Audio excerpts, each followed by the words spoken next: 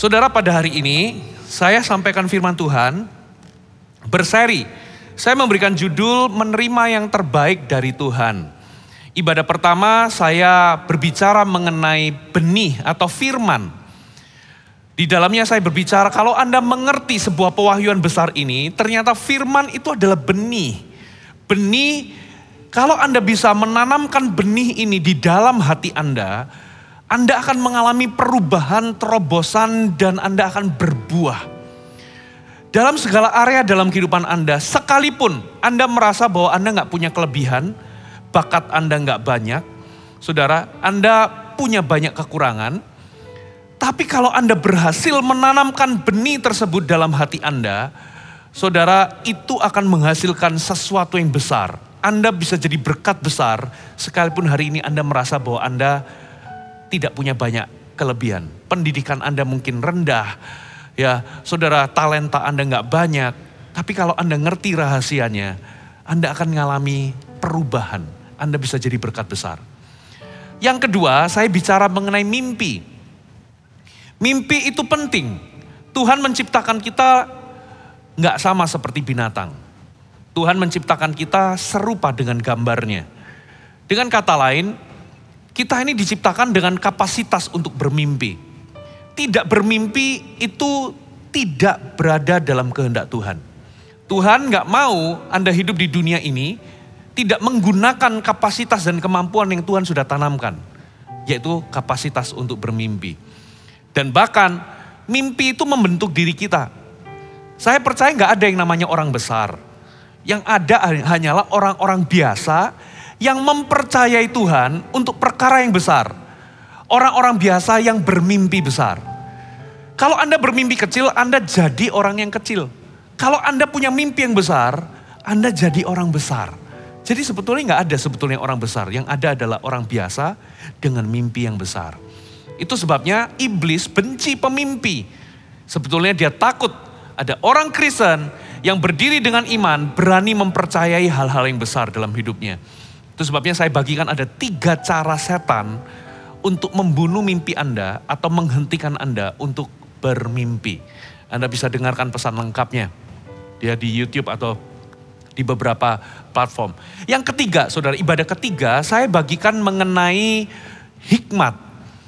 Saudara, kita ini hidup di zaman yang sukar, saudara. Pandemi dan lain sebagainya menyebabkan, saudara, perjalanan kehidupan kita, entah pekerjaan kita dan lain sebagainya, itu menjadi nggak mudah. Kita butuh yang namanya hikmat. Karena apa? Seringkali jalan yang kita lihat itu terlihat lurus, tapi ujungnya maut. Sama seperti Lot, dia melihat sebuah bantaran tempat yang seperti taman Tuhan. Dan dia memilih ke sana. Ternyata dia salah pilih. Tempat itu akhirnya hangus, lebur, nggak ada jejaknya sampai hari ini. Namanya Sodom dan Gomora. Dalam hidup ini kita butuh hikmat. Salomo, dia minta sesuatu kepada Tuhan. Dia minta hikmat, bukan kekayaan. Dan Tuhan melihat permintaannya itu baik. Yang keempat, ibadah keempat, saya bicara mengenai iman. Ternyata firman Tuhan ngomong begini, saudara, orang percaya itu hidup karena percayanya, bukan karena melihat. Jadi hati-hati dengan apa yang kita lihat. Karena setan itu bisa menggunakan apa yang kita lihat untuk meruntuhkan iman kita. Nah, itulah sebabnya orang yang beriman itu cara pandangnya berbeda. Yang terpenting dalam hidup kita ini bukan apa yang kita lihat, tapi cara kita melihat itu lebih penting. Saudara, nah saya bagikan mengenai bagaimana kita ini bisa beriman. Cara pandang kita berbeda. Bagaimana mengubah cara pandang? Dengan cara mengubah posisi Anda bisa dengarkan lengkapnya. Nah, di ibadah terakhir ini saya akan bicara mengenai pengenalan. Mari kita buka sama-sama di 2 Timotius pasal yang ketiga. Kita baca dari ayat yang pertama sampai ayat yang kelima. Dikatakan begini, ketahuilah bahwa pada hari-hari terakhir akan datang masa yang sukar. Manusia akan mencintai dirinya sendiri, menjadi hamba uang, mereka akan membual, menyombongkan diri, mereka akan menjadi pemfitnah, mereka akan berontak terhadap orang tua, tidak tahu berterima kasih, tidak mempedulikan agama, tidak tahu mengasihi, tidak mau berdamai, suka menjelekan orang, tidak dapat mengekang diri, garang, tidak suka yang baik, suka mengkhianat, tidak berpikir panjang, berlagak tahu, lebih menuruti hawa nafsu daripada menuruti Allah. Sampai di sini dulu. Saudara, ini adalah keadaan yang Alkitab tuliskan mengenai manusia di akhir zaman. Dengan kata lain, di akhir zaman itu akan muncul masa yang sukar. Dan akibat dari masa sukar yang muncul itu, keadaan manusia jadi tambah buruk. Dikatakan mereka itu jadi egois, mementingkan diri sendiri. Mereka jadi cinta uang. Lalu dikatakan mereka itu garang, tidak suka yang baik, tidak mempedulikan kerohanian atau agama. Mereka berlagak tahu, sombong, memfitnah, suka menjelekkan orang, lebih menuruti hawa nafsu daripada menuruti Allah. Saudara, dan daftarnya panjang sekali. Jadi keadaan manusia itu begitu buruk. Tapi yang luar biasa di ayat 5 ini yang mengejutkan saya waktu saya baca ayat ini. Coba kita baca ayat 5. Dikatakan begini, saudara. Secara lahiriah mereka menjalankan ibadah mereka. Tetapi pada hakikatnya mereka memungkiri apa saudara? Kekuatannya. Jadi yang mengejutkan adalah orang-orang yang tadi disebutkan yang karakternya itu hancur dan bobrok, egois, mementingkan diri sendiri, mencintai uang, berlagak tahu, sombong, tidak peduli kerohanian, suka menjelekan orang, garang, memfitnah, tidak menuruti Allah tapi lebih menuruti hawa nafsu. Ternyata mereka adalah orang-orang yang secara lahiriah beribadah. Ngeri nggak saudara? Mereka ini bisa jadi orang-orang Kristen yang rajin kebaktian. Bisa jadi mereka adalah para pelayan Tuhan. Nah, ini memunculkan pertanyaan. Nah, kalau kita ini rajin kebaktian, kita rajin ikut ibadah, kita sudah ikut Tuhan, tapi kalau hidup kita ini makin buruk, percuma kita kebaktian. Percuma kita ibadah. Percuma dong, makin lama kita itu ikut Tuhan kok makin gak berubah hidupnya, tapi makin bobrok. Ini keadaan di akhir zaman. Berarti di akhir zaman itu banyak orang menjalankan ibadahnya, tapi itu gak mengubah hidup mereka. Apa sih? Mereka dikatakan memungkiri kekuatannya. Kekuatan apa? Ibadah. Apa kekuatan ibadah? Kekuatan ibadah itu ini. Perubahan hidup. Jadi seharusnya orang yang dulunya egois, harusnya sekarang gak egois. Makin lama kita ini rajin kebaktian ikut Tuhan, harusnya yang dulunya cinta uang, sekarang gak cinta uang. Yang dulunya punya pemikiran bahwa uang segala-galanya dan segala-galanya butuh uang, harusnya makin lama ikut Tuhan, pemikirannya sudah bukan lagi uang segala-galanya. Dan pemikirannya juga gak boleh segala-galanya butuh uang. Mau tahu buktinya bahwa segala-galanya gak butuh uang? Coba tanya, kamu di sini dibayar gak? Nah, gak segalanya butuh uang kan? Memang uang penting. Ya, uang itu hampir-hampir, ya kita mau kemanapun aja, kita parkir aja butuh uang. Betul ya? Tapi gak segalanya loh butuh uang. Dan uang juga bukan segalanya. Harusnya makin lama kita ikut Tuhan, cara pandang kita berubah. Makin lama kita itu ikut Tuhan, harusnya yang dulunya sombong sekarang rendah hati. Harusnya semakin rajin kita kebaktian, yang dulunya garang gak bisa mengekang diri, sekarang bisa mengendalikan diri. Yang dulunya temperamen, sekarang tidak. Tapi anehnya di akhir zaman, ada banyak orang yang rajin kebaktian, menjalankan ibadah, tapi dikatakan cinta uang, sombong, suka mengkhianat, suka jelekan orang, berlagak tahu, tidak berpikir panjang, dan segudang daftar yang buruk. Nah sekarang kok bisa ya ada orang yang rajin kebaktian, rajin ibadah, tapi hidupnya gak berubah. Apa alasannya? Saya coba selidiki Alkitab, ternyata saya menemukan. Coba kita buka sama-sama di Hosea. Pasal yang keempat ayat 1 sampai 6. Ini rahasianya. Dengarlah firman Tuhan, hai orang Israel. Jadi Nabi Hosea itu sedang dealing dengan bangsa Israel, dia bernubuat. Dia menyampaikan firman.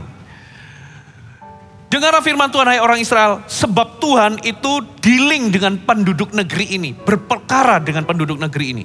Sebab tidak ada kesetiaan, tidak ada kasih, dan tidak ada pengenalan akan Allah di negeri ini. Jadi dua hal yang pertama itu sebetulnya adalah akibat dari yang terakhir. Karena gak ada pengenalan, gak ada kasih, dan gak ada kesetiaan. Karena tidak ada pengenalan akan Allah.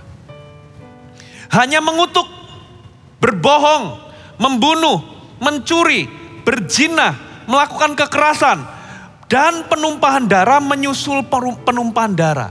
Mirip gak dengan keadaan manusia di akhir zaman? Mirip ya. Sebab itu negeri ini akan berkabung, seluruh penduduknya akan merana. Juga binatang-binatang di padang dan burung-burung di udara, bahkan ikan-ikan di laut akan mati lenyap. Hanya janganlah ada orang mengadu, janganlah ada orang menegur, sebab terhadap engkaulah pengaduanku itu, hai imam. Engkau akan tergelincir jatuh pada siang hari, juga nabi akan tergelincir jatuh bersama-sama engkau pada malam hari, dan aku akan membinasakan ibumu. Nah, ayat 6 perhatikan. Umatku binasa. Karena apa saudara? Tidak mengenal Allah.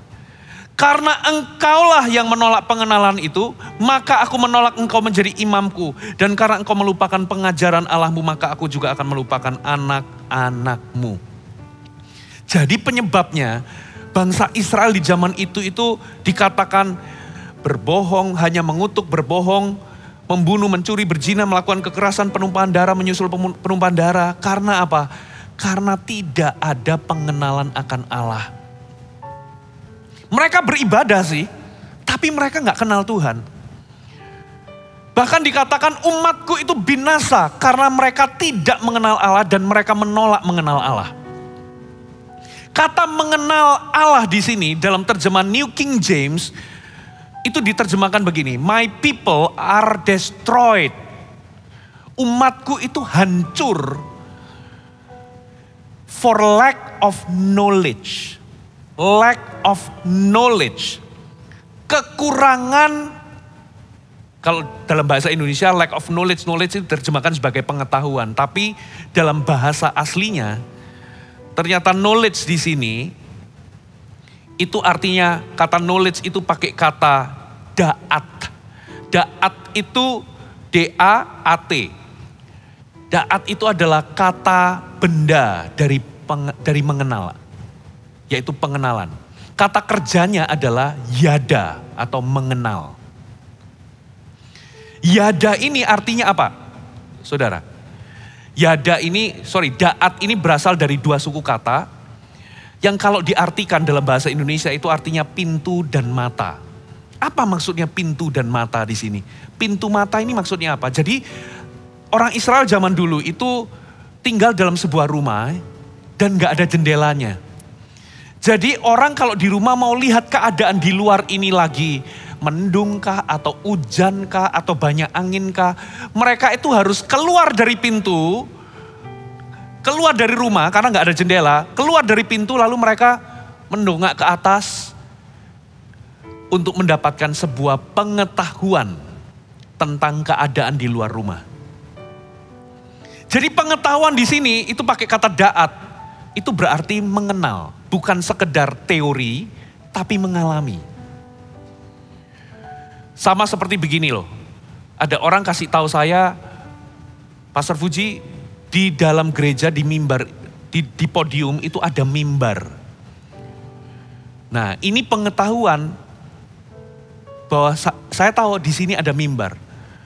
Yang kedua, saya datang sendiri ke mimbar, lalu saya pegang mimbarnya. Kalau yang satu itu hanyalah pengetahuan, kalau yang satu saya benar-benar melihat dengan mata sendiri bahwa ada mimbar. Nah, itu artinya da'at, mengenal, pintu mata. Anda keluar dari pintu dan Anda melihat dengan mata Anda sendiri. Itu namanya mengenal. Katakan amin. Nah, jadi rupa-rupanya bangsa Israel, itu ternyata mereka itu hancur hidupnya, dihancurkan hidupnya, karena mereka kurang mengenal Allah. Lack of knowledge. Knowledge di sini bukan pengetahuan kognitif, tapi mengalami atau mengenal Tuhan. Jadi bayangkan ya, efek pengenalan itu besar banget dalam hidup kita. Karena apa? Kalau Anda kurang mengenal Tuhan, hidupmu hancur. Hidupmu bisa binasa. Nah, disinilah saya tahu kenapa banyak orang Kristen secara lahiriah menjalankan ibadahnya, rajin kebaktian, tapi nggak ada perubahan hidup. Kenapa? Anda bisa rajin kebaktian, tapi nggak ngalami Tuhan. Anda bisa rajin datang ke ibadah, tapi nggak bertumbuh dalam pengenalan akan Allah. Nah, itulah sebabnya peran pengenalan itu penting. Karena apa? Itu menentukan apakah hidup Anda hancur atau tidak. Saudara. Nah, di sini saya tahu ternyata orang-orang Israel itu nggak bisa berubah hidupnya karena mereka nggak mengenal Allah. Karena mereka lack of knowledge, kurang mengenal Tuhan. Hosea 5 ayat 4. Hosea pasal yang kelima, kita baca di ayat yang keempat. Hosea pasal yang kelima ayat yang keempat, saya bacakan ya. Perbuatan-perbuatan mereka tidak mengizinkan mereka berbalik kepada Allah mereka. Saya ulangi ya, sudah muncul? Nah, saya ulangi ya. Perbuatan-perbuatan mereka tidak mengizinkan mereka berbalik kepada Allah mereka. Sebab roh perzinahan ada di antara mereka dan mereka tidak mengenal Allah. Jadi ternyata ada hubungannya antara mengenal Tuhan dengan perubahan hidup. Ada hubungannya antara saudara mengenal Tuhan dengan apa saudara? Anda berbalik. Jadi orang Israel itu gak bisa bertobat, gak bisa berbalik. Yang jahat tetap jahat, yang sombong tetap sombong, yang mencuri tetap menjadi pencuri, yang menumpahkan darah tetap menumpahkan darah. Kenapa saudara? Perbuatan mereka gak mengizinkan mereka berbalik kepada Tuhan karena mereka gak kenal Tuhan.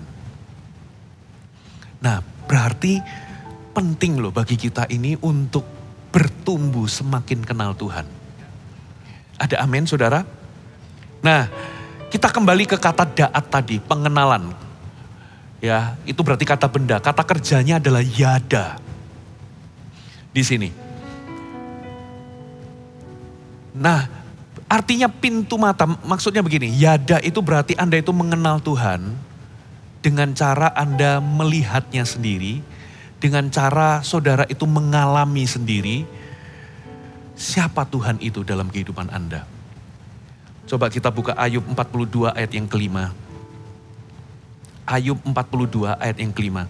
Hanya dari kata orang saja aku mendengar tentang engkau. Tetapi sekarang mataku sendiri memandang engkau. Versi bahasa Indonesia sehari-hari saya bacakan ya. Dahulu pengetahuanku tentang engkau hanya ku dengar dari orang saja. Tetapi sekarang ku kenal engkau dengan apa saudara? Berhadapan muka. Jadi rupa-rupanya begini loh. Saudara, kita tahu Ayub itu orangnya saleh ya. Dia gak seperti kebanyakan orang yang berbuat jahat, dia saleh. Tapi ternyata dia itu cuma mengenal Tuhan hanya dari kata orang. Jadi dia kenal Tuhan hanya dari apa? Dari khotbah. Pengetahuanku tentang Tuhan itu dari kata orang, dari khotbah. Tapi sekarang aku mengalami Tuhan sendiri. Mataku sendiri memandang engkau. Ku kenal Tuhan dengan apa saudara? Bahasa Indonesia sehari-hari. Ku kenal engkau dengan berhadapan muka.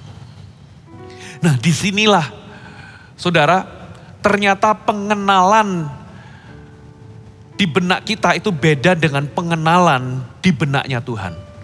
Di benak kita, mengenal Tuhan itu berarti kita bisa menjelaskan tentang Tuhan secara teologis.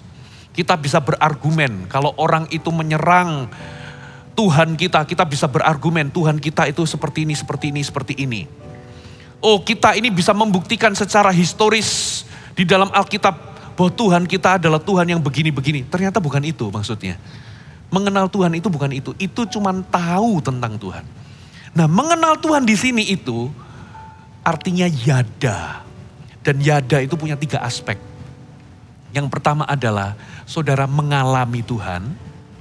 Yang kedua, saudara berhubungan atau membangun hubungan dengan Tuhan, relationships. Jadi yang pertama mengalami Tuhan, yang kedua membangun hubungan, dan yang ketiga dibuktikan dengan apa? Dengan tindakan atau action. Saudara, makanya saudara ada satu ayat di dalam Perjanjian Baru, saya akan bukakan, tadi saya coba capture saudara. Coba Anda buka 1 Yohanes 2 ayat 3. 1 Yohanes 2 ayat yang ketiga. Inilah tandanya bahwa kita mengenal Allah. Yaitu jika kita menuruti perintah-perintahnya. Jadi aspek mengenal itu yang pertama mengalami. Yang kedua Anda membangun hubungan. Jadi bukan hanya tahu tentang Tuhan. Dan yang ketiga ternyata ada unsur tindakan di situ. Makanya Perjanjian Baru ngomong begini, tanda seseorang, bukti seseorang kenal Tuhan, itu dari tindakannya, dia nurutin atau taat kepada Tuhan enggak. Nah, di situ saya tahu jawaban kenapa di akhir zaman ada banyak orang Kristen menjalankan ibadahnya, tapi enggak ngalami perubahan hidup. Ternyata mereka enggak ngalami Tuhan. Mereka ke gereja, mereka enggak ngalami Tuhan. Mereka ke CG, mereka enggak ngalami Tuhan. Yang kedua, mereka enggak membangun hubungan dengan Tuhan. Jadi mereka cuma mengandalkan apa? Khotbah-khotbah tiap minggu. Cuman tahu tentang Tuhan dari apa kata orang. Dan yang ketiga, enggak ada tindakan. Enggak ada perubahan hidup. Karena bukti dari seseorang mengenal itu adalah dia menuruti perintah Allah. Katakan amin. Jadi yada itu punya 3 unsur. Mengalami, membangun hubungan, dan dilihat dari tindakannya. Saudara, kalau nggak ada tindakan itu membuktikan dia nggak mengalami atau membangun hubungan dengan Tuhan.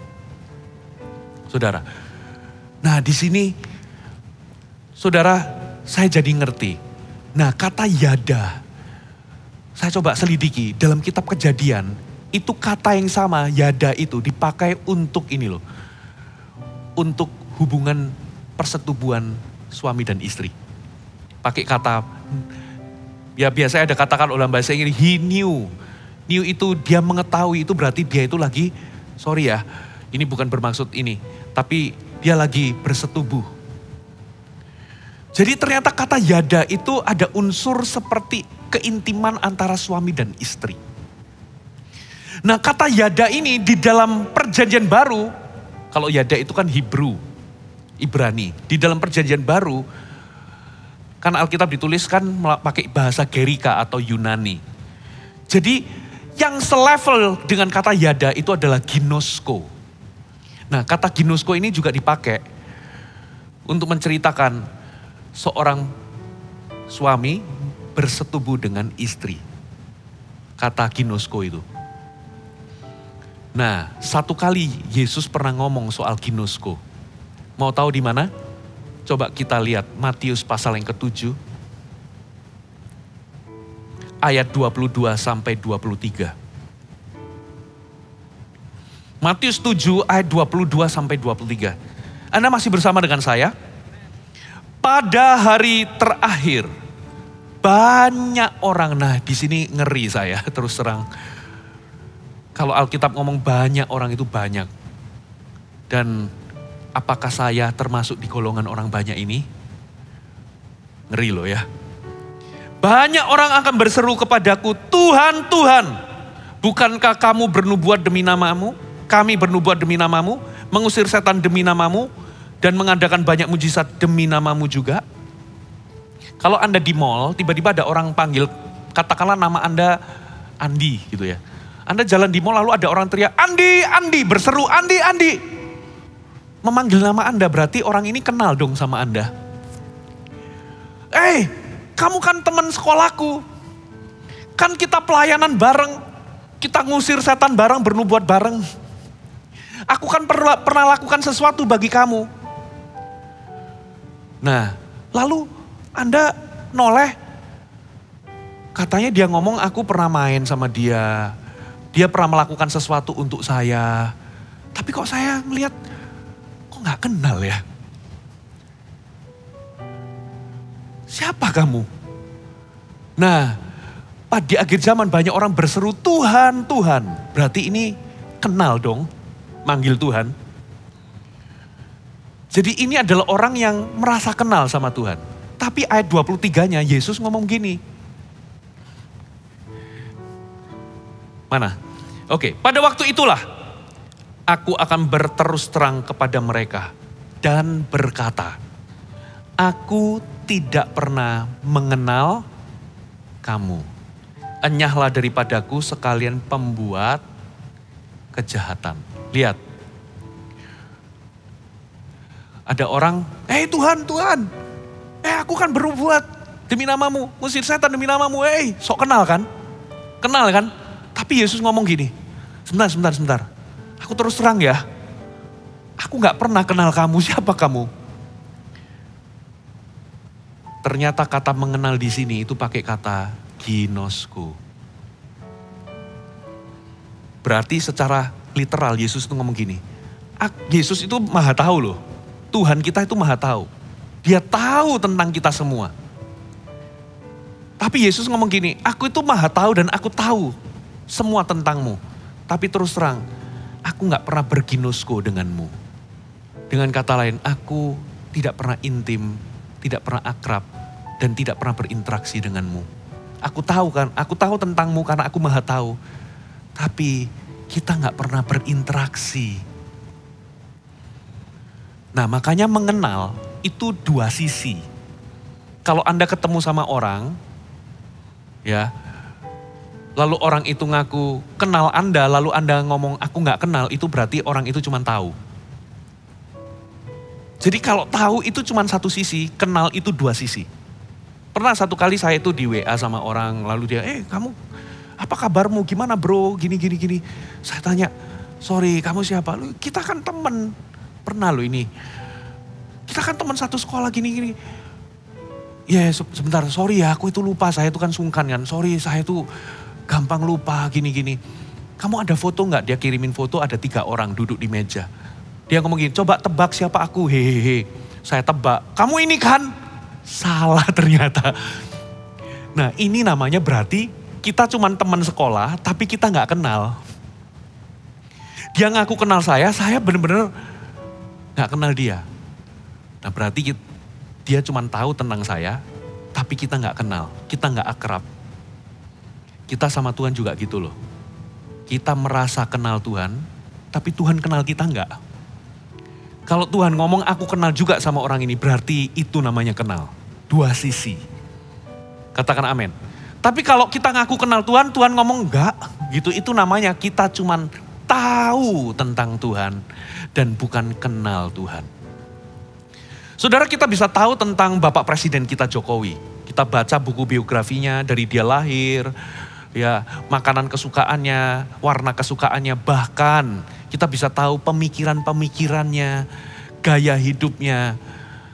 Tapi kalau kita nggak pernah berinteraksi dengan Pak Jokowi, kita nggak pernah berhubungan, bergaul dengan Pak Jokowi, kita sekalipun tahu banyak tentang beliau, kita hanyalah tahu tentang beliau, tapi nggak kenal beliau. Apalagi kalau Anda ngaku-ngaku, saya kenal loh Pak Jokowi, sementara ketika Pak Jokowi datang ditanya, kenal ini nggak? Enggak. Itu namanya nggak kenal. Nah dari sini, saudara, berarti penting untuk mengenal Tuhan. Nah sekarang saya beranjak di sini. Menurut Anda, kenapa bangsa Israel itu gagal masuk tanah Kanaan? Apakah karena Tuhan itu gak mampu membawa mereka masuk ke tanah Kanaan? Apakah Tuhan gak berkuasa membawa mereka masuk ke tanah Kanaan? Kenapa mereka binasa di padang gurun? Sederhana. Mereka menolak kenal Tuhan. Saudara, Mereka itu banyak bersungut-sungut, mereka nggak percaya sama Tuhan. Dan ujungnya kenapa mereka bersungut-sungut dan nggak percaya? Karena mereka tidak kenal Tuhan. Mereka memberontak, mereka nggak taat sama Tuhan. Saya mau tanya begini, kenapa sih ketidaktaatan kita itu menunjukkan ketidakpercayaan? Orang Israel itu nggak taat sama Tuhan, sebetulnya mereka itu nggak percaya sama Tuhan. Ditarik, kenapa mereka nggak percaya? Karena mereka nggak kenal Tuhan. Saya mau kasih contoh ya. Tiba-tiba saya datang kepada Anda. Gini, Anda didatangi sama satu orang ini orang asing. Lalu orang ini ngomong begini, kasih uangmu 2 juta, besok saya kembalikan 10 juta. Anda taat nggak kasih uang Anda? Nggak bakal. Kenapa? Nggak kenal siapa lo. Tapi katakanlah Anda ketemu sama Pastor Denny. Anda itu teman main, kenal Pastor Denny itu dari kecil. Dan Anda mengenal Pastor Denny ini punya kredibilitas sangat tinggi. Dia itu man of his word. Dia itu gak pernah bohong, dia itu jujur. Plus dia itu orang kaya raya. Amin. Dan Anda kenal dekat. Lalu Anda ketemu sama Pastor Denny, lalu Pak Denny ngomong begini. Kasih uangmu 2 juta, besok aku berikan 10 juta. Anda kasih gak? Anda langsung taat. Kenapa? Anda kenal. Katakan amin. Nah, orang Israel itu bolak-balik bersungut-sungut. Bolak-balik gak percaya sama Tuhan di padang gurun. Akhirnya mereka binasa. Apa akarnya mereka itu gak percaya dan bersungut-sungut? Simple. Saya selidiki Alkitab, ternyata mereka menolak mengenal Tuhan. Mana buktinya? Coba lihat ya. Keluaran 6 ayat 6 sampai 7. Keluaran 6 ayat 6 sampai 7. Anda masih bersama dengan saya? Coba perhatikan. Sebab itu katakanlah kepada orang Israel.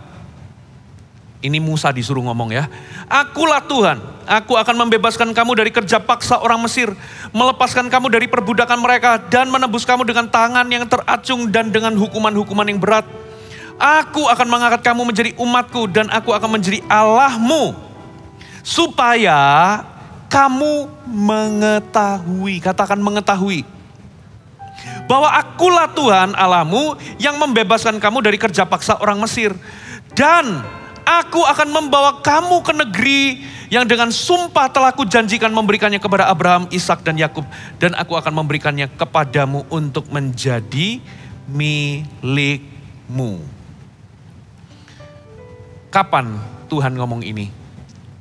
Saudara, waktu orang Israel itu lagi di padang gurun. Tuhan itu ingin memastikan, aku akan pasti bawa kamu ke tanah Israel. Ke tanah Kanaan. Aku akan membawamu. Aku ini telah membebaskanmu dari kerja paksa perbudakan Mesir dengan tanda-tanda heran, dengan tangan teracung. Supaya engkau mengetahui, katakan mengetahui. Nah, kata mengetahui di sini ternyata pakai kata yada. Supaya kamu mengenal. Jadi ternyata maksud Tuhan membawa mereka di padang gurun, ternyata Tuhan itu ingin mereka mengenal siapa diri mereka. Siapa diri Tuhan. Makanya Tuhan itu setting sebuah skenario. Ya, aku akan hadir di Gunung Sinai. Dan Tuhan hadir, saudara. Tuhan hadir dengan guntur, dengan api, dengan kilat yang menyambar-nyambar, dengan gempa bumi. Tuhan itu dahsyat. Tuhan ngomong, jangan maju sebelum ada tandanya. Bunyi sangkakala. Nah, orang Israel sudah nunggu nih. Mereka lihat Tuhan itu menyatakan kemuliaannya di Gunung Sinai. Tibalah sebuah tanda. Tanda itu diberikan. Tuhan ngomong, kalau tanda itu diberikan, semua orang Israel disuruh naik ke Gunung Sinai. Supaya apa? Tuhan ingin memperkenalkan dirinya. Supaya waktu mereka rame-rame naik ke Gunung Sinai, mereka ngalami kemuliaan. Mereka ngalami siapa Tuhan.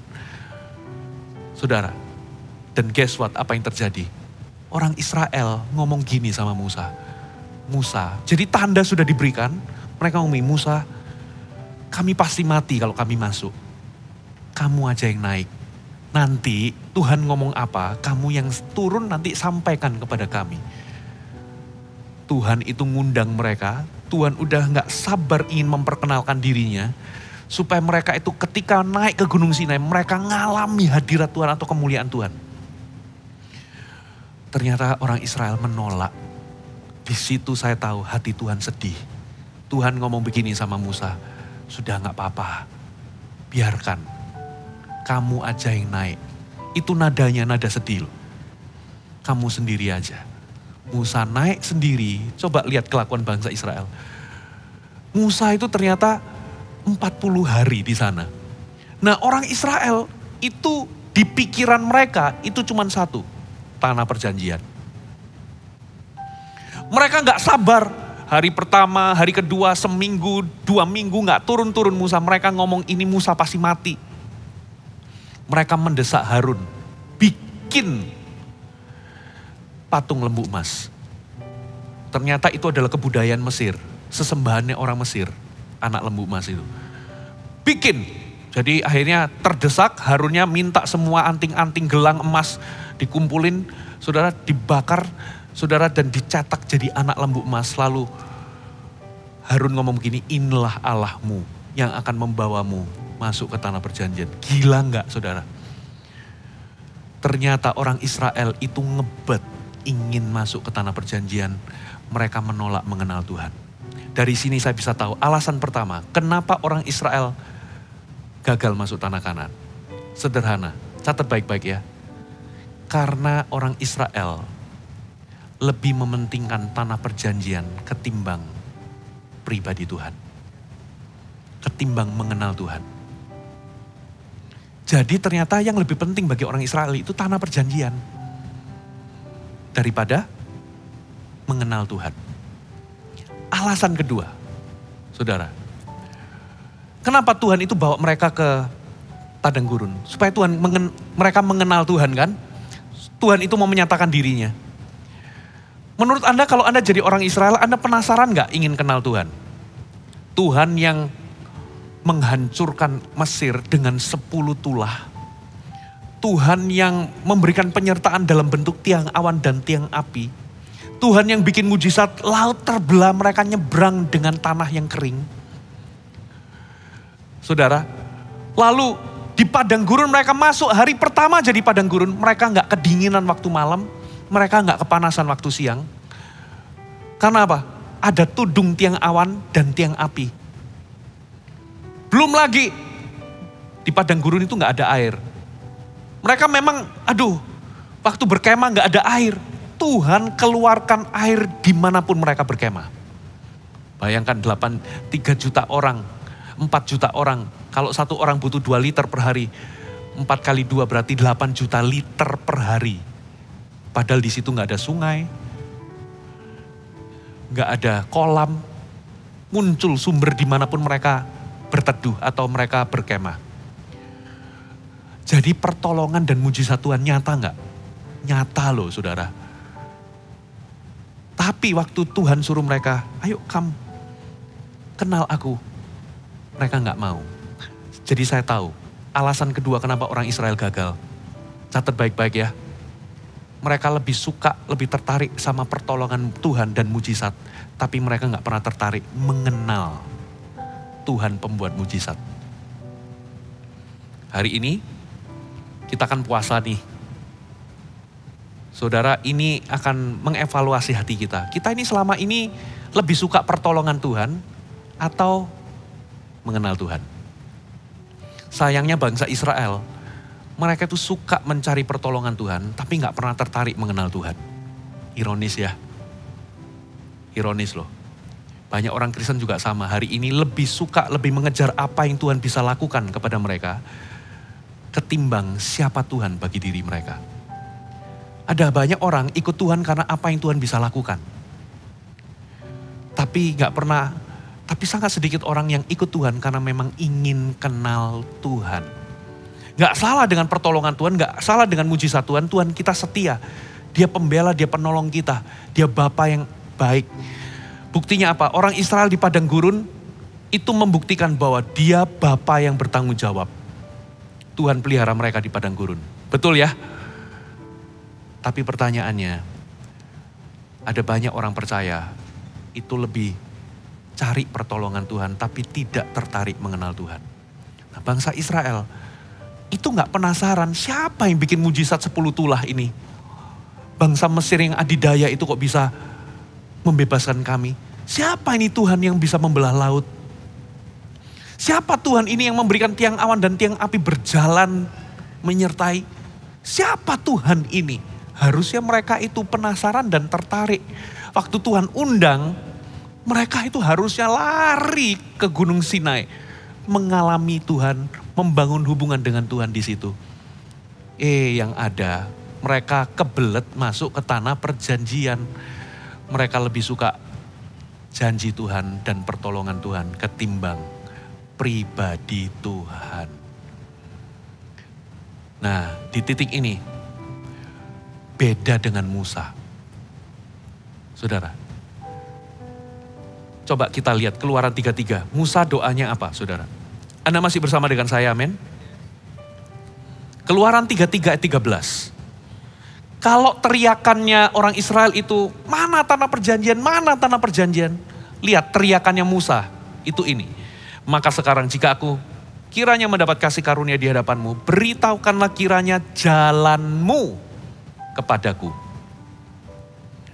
Sehingga aku mengenal engkau. Beritahu pikiran-pikiranmu, beritahu isi hatimu, supaya aku kenal engkau Tuhan. Supaya aku tetap mendapat kasih karunia di hadapanmu, ingatlah bahwa bangsa ini umatmu. Mazmur 103 ayat 7 dikatakan begini. Ia telah memperkenalkan, ia itu Tuhan, jalan-jalannya kepada Musa, perbuatan-perbuatannya kepada orang Israel. Jadi orang Israel itu cuma tahu pertolongan Tuhan dan perbuatan Tuhan. Musa, Tuhan itu memperkenalkan jalan-jalannya.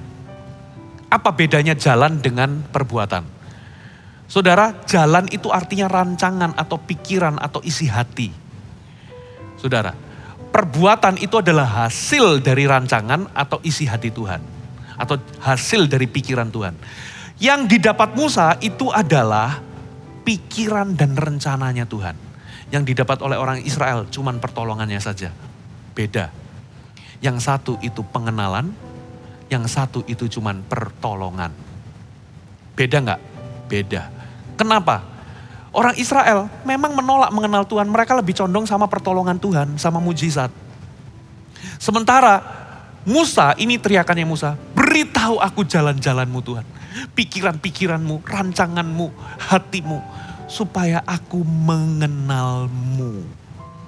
Yang lebih dahsyat lagi, Anda mau tahu? Dia minta satu permintaan yang resikonya itu mati. Kalau dia mati, dia gak bisa masuk ke padang gurun. Ke tanah perjanjian. Apa? Dia minta, show me your glory. Gila gak? Tuhan udah kasih tahu, gak ada orang yang lihat aku bisa hidup. Gak apa-apa. Wah, ini gila ini. Akhirnya Tuhan kasih begini, oke, kamu ada di balik batu, aku akan melewatkan kegemilanganku, kamu cuma lihat punggungku. Kalau kamu lihat semuanya, kamu pasti mati. Ya udah gak apa-apa. Itu teriakannya Musa. Dan yang luar biasa, yang ketiga, yang menurut saya luar biasa. Orang Israel itu kan bersungut-sungut. Disuruh maju, mereka gak mau percaya. Akhirnya Tuhan ngomong gini, kamu 40 tahun di sini. Nah, satu kali saudara, mereka itu gak ada air. Mereka bersungut-sungut, membuat Musa ini emosi. Saudara, kalau Anda handle bangsa yang tegar tengkuk, jumlahnya 4 juta, terus Anda emosi, itu wajar nggak? Lumrah nggak? Mereka itu ngomong sama Musa, engkau membiarkan kami mati di padang gurun ini, nggak ada air. Akhirnya Tuhan ngomong sama gunung batu ini akan keluarkan air. Tapi Musa gara-gara gregetan sama orang Israel, dipukul gunung batunya. Keluar air, tapi gara-gara kesalahan ini Tuhan ngomong gini, engkau tidak menghargai kekudusanku. Kamu gak akan pernah masuk di tanah perjanjian. Waduh, kalau Anda baca ini, fair gak sih? Musa itu ya kepengen masuk tanah perjanjian, saudara. Gara-gara kesalahan, cuman harusnya disuruh ngomong tapi ini dipukul. Fatal, gak boleh masuk. Tapi coba lihat, lalu Tuhan karena jengkel sama orang Israel itu, saudara. Tuhan ngomong begini, aku gak bisa menyertaimu. Karena kamu pasti mati kalau aku menyertaimu. Gini aja, tak kirim malaikat, nanti malaikat ini akan menyertaimu masuk ke tanah perjanjian. Kalau ada musuh menghadang, malaikat ini yang akan beresin. Percaya sama saya ya, saya nggak bukan ayatnya, tapi ini pakai bahasa relevan. Jadi Tuhan itu janjikan, malaikat ini pasti take care semuanya. Kamu ketemu sama musuh siapapun, kamu pasti akan merebut tanah Kanaan, tapi aku nggak menyertaimu. Lalu Musa mendatangi Tuhan, dia nego sama Tuhan. Dia ngomong gini, jangan Tuhan, biarin aku aja yang dihukum, jangan orang Israel. Lalu Musa ngomong begini, saya carikan ayatnya ya sebentar ya. Keluaran 33 ayat 14 sampai 15. Keluaran 33 ayat 14, lalu ia berfirman, aku sendiri hendak membimbing engkau dan memberikan ketentraman kepadamu. Jadi Tuhan ngomong, tapi terhadap kamu, aku akan membimbingmu sih. Tapi untuk orang Israel, aku cuman kasih malaikat. Lalu dia nego ayat 15. Berkatalah Musa kepadanya, jika engkau sendiri tidak membimbing kami, jangan suruh kami berangkat dari sini. Ini luar biasa loh. Musa ngomong gini, kalau engkau sendiri yang gak menyertai kami, jangan suruh kami berangkat dari padang gurun ini masuk ke tanah perjanjian. Dengan kata lain, Musa itu menunjukkan mana yang lebih penting dan mana yang kurang penting. Bagi Musa, kehadiran Tuhan lebih penting dari tanah perjanjian. Lebih baik aku mati di padang gurun bersama Tuhan, daripada aku masuk ke tanah perjanjian tanpa Tuhan. Saudara, kenapa Musa bisa punya hati seperti ini? Karena memang bagi Musa, yang penting itu bukan berkatnya, pertolongannya, dan tanah perjanjiannya. Tapi yang lebih penting adalah dia ingin kenal Tuhan. Ada amin? Kita berikan tepuk tangan bagi Tuhan ya. Nah, saya tutup dengan ini, saudara. Saya tutup dengan kisahnya Salomo. Saudara, saya catat ya, tadi saya capture data tahun 2012. Salomo ini satu kali ngalami perjumpaan dengan Tuhan, lalu dia minta hikmat. Gara-gara itu dia jadi sukses, dia jadi orang yang berhasil. Ya, coba saya lihat ya. Warisan Daud yang dia terima, kekayaan dari Daud papanya, itu 100.000 talenta emas. Itu 3.400 ton emas. Kalau 1 kilonya itu 1 juta sekarang, kalikan aja. Nah ini data tahun 2012 ya. Waktu itu emas mungkin 1 gramnya itu belum 1 juta, itu 175 billion US dollar. 175 miliar ya US dollar. Nggak tahu saya keliru nggak ya, pakai Inggris aja ya. Lalu 1 juta talenta perak atau 34.000 ton perak. Itu 30,6 billion US dollar. Perunggu dan besi itu 7,6 billion US dollar. Ini 2012. Kayu dan batu yang tidak terhitung harganya 1,9 billion. Jadi ditambah aja, dia dapat warisan dari papanya aja segitu. Belum, saudara, sumbangan pribadi dari Daud untuk membangun bait suci. Ya, lalu sumbangan dari pejabat. Belum, saudara, tiap tahun dia itu menjabat 40 tahun Salomo itu. Tiap tahun itu berapa puluh ton emas dia hasilkan penghasilannya. Belum perak, belum yang lain-lain. Kandangnya, saya baca Alkitab, kandang kudanya itu 40.000. Berarti kudanya berapa? Kalau kandangnya aja 40.000, kudanya itu loh berapa jumlahnya. Saudara, jadi grand total semuanya ya, ini saya kasar ya, tahun 2012 ada orang yang coba menaksir total kekayaan dia itu 231 billion US dollar. Di compare sama tahun 2012 orang terkaya nomor 1, itu Carlos Slim Helu itu cuma punya 69 billion US dollar 2012. Yang kedua Bill Gates itu 61 billion. Yang ketiga Warren Buffett itu 44 billion. Itu digabung tiga-tiganya nggak bisa mencapai kekayaannya Salomo. Berarti Salomo itu kayanya bukan main. Suksesnya bukan main. Tapi tahu nggak saudara? Ternyata Salomo, dia ngalami perjumpaan dengan Tuhan. Tapi dia nggak lanjut mengenal Tuhan. Buktinya di mana? Ini buktinya. Dia punya 700 istri. 300 gundik. Berarti orang ini kosong nih hatinya nih. Kalau Anda kenal Tuhan gak mungkin istrimu 700. Do you mudeng? Gak mungkin Anda punya 300 gundik. Plus di akhir hidupnya dia menyembah berhala karena dorongan istri-istrinya itu. Bukan hanya menyembah berhala, dia bangun bukit-bukit pengorbanan untuk penyembahan-penyembahan berhala. Aduh sayang sekali Salomo punya hikmat tapi gak lanjut kenal Tuhan. Makanya dia tulisan-tulisannya di kitab pengkhotbah di ujung akhir hidupnya. Dia ngomong semuanya sia-sia, semuanya sia-sia, semuanya sia-sia. Sayang, menurut saya sayang. Salomo tidak kenal Tuhan seperti papanya Daud. Alasannya kenapa? Saya tutup dengan satu ayat ini. Inilah alasannya kenapa Salomo itu bisa nyembah berhala, punya 700 istri, 300 gundik, bahkan membangun bukit-bukit pengorbanan bagi penyembahan berhala. Ini alasannya. Kita baca sama-sama di 1 Tawarik 28 ayat 9. Ini alasannya. Dia melupakan nasihat Daud ayahnya sebelum Daud itu meninggal. Ada sebuah nasihat yang diberikan kepada siapa? Daud kepada Salomo. Ini nasihatnya. Dan engkau anakku Salomo,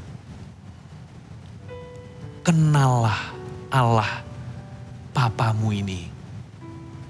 Beribadahlah kepadanya dengan tulus, ikhlas dan rela hati. Sebab Tuhan menyelidiki segala hati, mengerti segala niat dan cita-cita. Jika engkau mencari dia, maka ia dikenan ditemui olehmu. Tetapi jika engkau meninggalkan dia, maka ia akan membuang engkau untuk selamanya. Apa nasihatnya Daud sebelum dia meninggal? Salomo anakku, kenallah Tuhan papamu. Dan Salomo melupakan pesan terakhir papanya ini. Dia punya hikmat, dia berhasil. Ternyata Salomo, keberhasilan itu lebih penting daripada pengenalan. Bapak Ibu, bagaimana dengan diri kita masing-masing? Saudara, kita ini bisa loh rajin kebaktian, tapi gak kenal Tuhan. Saudara, penting untuk kita ini mengejar pengenalan. Kita gak boleh puas dengan perjumpaan. Oh ya, aku di KKR ini, aku dilawat Tuhan, tapi berhenti di situ. Anda gak bertumbuh dalam pengenalan. No, jangan. Salomo itu ngalami perjumpaan pribadi dengan Tuhan. Tapi dia berhenti di situ, dia gak lanjut bertumbuh dalam pengenalan. Ada amin? Lanjut yuk kita sama-sama makin mengenal Tuhan. Untuk mengenal, kita butuh mengalami, kita butuh membangun hubungan, berarti harus ada quality time dan quantity time. Dan yang ketiga hasilnya adalah tindakan yang dihasilkan dari pengenalan itu. Ya, Sadrak, Mesak dan Abednego, mereka ini mengenal Tuhan. Kenapa? Karena pengenalan Allah yang kuat itu, waktu disuruh nyembah patung mereka gak mau. Tuhan pasti tolong kami, kalaupun gak tolong ya udah biarin kami mati. Itu loh efek dari pengenalan akan Allah. Saudara, Daniel, kalau kamu dicari-cari kesalahannya, akhirnya dia dijebloskan. Kemana? Gua singa. Karena gak boleh berdoa kepada Tuhan di zaman itu. Tapi Daniel tetap berdoa, walaupun taruhannya dimasukkan ke gua singa. Dengan kata lain, saudara, Daniel itu kenal Tuhan. Bisa dilihat dari mana? Dia nggak peduli. Kalau ada larangan nggak boleh nyembah Tuhan, dia tetap nyembah Tuhan. Pengenalan akan Allah yang kuat itu menghasilkan sebuah tindakan-tindakan yang luar biasa.